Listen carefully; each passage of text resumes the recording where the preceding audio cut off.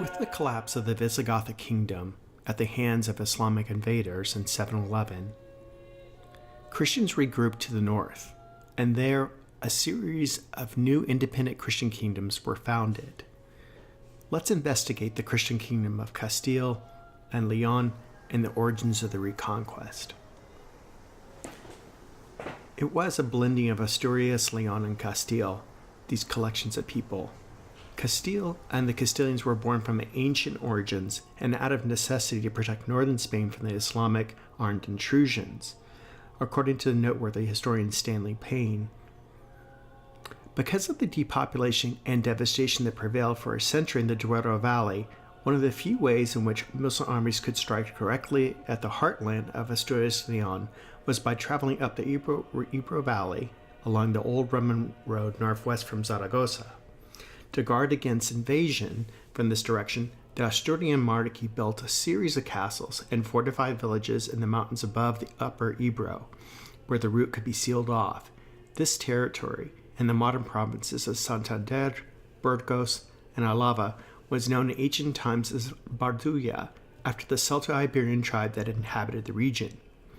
But at the time of the beginning of the 9th century, it was beginning to be called the Land of Castles.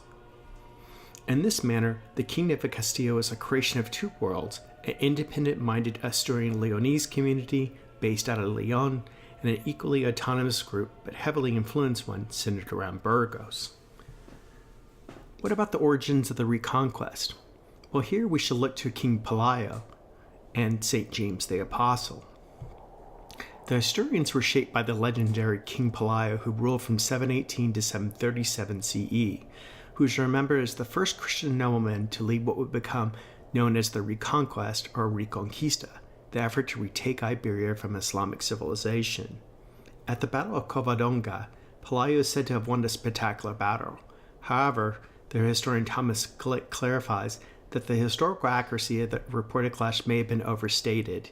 He offers, the originally embroidered account of the skirmish, as it appears in the Chronicle of Alfonso III, reports the death of 25,000 Muslim soldiers, their ranks broken by divine intervention, which caused their missiles to fly back against them. The account given by our Arabic chronicles is scarcely more accurate, describing Pelayo's band of 30 wild donkeys. But, nevertheless, they did give him credit, and noted that Pelayo was an ancestor of the Banu Alfonso, or Alfonso's tribe, the traditional enemies of al-Andalus. This Christian initiative, which had its mythical elements, was also closely associated with King Alfonso II the Chaste, who ruled during the latter parts of the 8th and beginning parts of the 9th century, and discovery of the sepulchre of St. James the Apostle, Santiago de Compostela, in the vicinity of the Galician village of Ira Flavia. Here, the patron saint of Spain, St. James the Apostle, would be transformed into the mythical saint who would protect and lead armies to fight back Muslim aggression. He was no longer St. James the Apostle in name, but he was also known as St. James the Moorslayer. By the 9th and 10th century, there was some initial consolidation of northern Christian kingdoms, and this was due in part to the rule of Alfonso II the Chaste. The challenge that the king encountered was one of culture and regional dynamics. The Castilians had increasingly become their own people, their own culture, with regional counts to administer local districts. However, back in Asturias Leon, that culture had stayed itself, and it was identified more as a frontier society that was, as Stanley Payne notes, ruder, more militant, more egalitarian, and more self-reliant. Thus, there really was a kind of marriage of convenience. Yes, they were all Christians. Yes, they spoke a similar version of Spanish, but they were distinct communities. By 1035, another northern Christian kingdom was rising to prominence as well, the Kingdom of Navarre. Its King Sancho III, also known as the Great, successfully extended authority from Pamplona and into Castile when he pushed the rival Leonese out of the region. The Cid, or Rodrigo Diaz de Vivar, was Sancho's most important military leader. The first king of an autonomous Castile was King Ferdinand I, who ruled from 1035 to 1065, who temporarily unified Leon and Castile. Under this consolidated leadership, Castile and Leon became the largest of the Christian kingdoms, and it extended from Galicia to the west to across northern Spain to the Rioja. But just as there was conflict and political fragmentation in the Islamic world, northern Spain experienced similar trends, and there was, in a sense, an anti-Reconquest.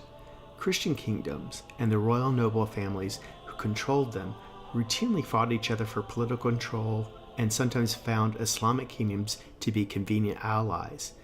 As Americo Castro highlights in The Spanish People, he states, historians miss the import of the so-called Reconquest in failing to see it as simultaneously as an quote-unquote anti-Reconquest. It is hardly proper to characterize as civil the quarrels among the Christians. These were wars between independent states, each interested in prospering at the expense of its neighbors. Thus, Sancho the Great of Navarre attacked Bermundo III, the King of Leon, and left large portions of Galicia utterly desolate. Between 1029 and 1030, King Bermundo was forced to take refuge in the mountains of the north, much as the Christians had done 300 years before in the face of Muslim onslaught. Castilians and Navarrese fought furiously at Atapuerca in 1054. Castilians and Leonese hated each other for centuries without respite. Rivalry between Castilians and Aragonese in the 14th and 15th centuries kept them from driving the Moors out of their last stronghold, the Kingdom of Granada. So in this sense, not until the end of the 15th century did Spanish manage to unite fully around the persons of the Catholic monarchs, Ferdinand and Isabel. Thus, Spanish medieval history can only hold itself together as a complex web of human relationships that cross religious boundaries. Among the most prominent splits among the Christians during the 11th century was that between King Sancho II and Prince Alfonso VI. Collar and William Phillips describe the complexities of these Christian relations as follows. King Sancho II of Castile embarked on an aggressive policy and seized Galicia and Leon from his brothers, but he died at the hands of an assassin while laying siege to his sister's town of Zamora. Alfonso of Leon, who had gone into exile in Muslim Toledo, then succeeded Sancho as Alfonso VI of Castile. The highlight of Alfonso VI's reign was the conquest of Toledo, where he had previously sought shelter. After a long siege, Alfonso's forces entered the city in 1085 and made it part of Castile. Again, what we see is this dynamic where Christian communities and Christian kings and nobles were fighting each other for control as they simultaneously tried to fight the Reconquest. Thus, we do see a real anti-Reconquest. At the end of this period, what we notice is the supremacy of the Castilians, and perhaps this is why we speak Castilian Spanish today more prominently than other versions of Spanish. At the end of the 11th century, the Castilians were supreme among all of the Christian communities. Why? Because they had recaptured Toledo in 1085 and were pushing further south. The loss of Muslim Toledo was a crucial victory for Castile. Not only had they been effective in pushing Muslims further south, but the Caliph of Cordoba had collapsed. Now Spain was populated by both independent Christian kingdoms to the north and a broad collection of party kingdoms, or taifas, to the south, which were Islamic.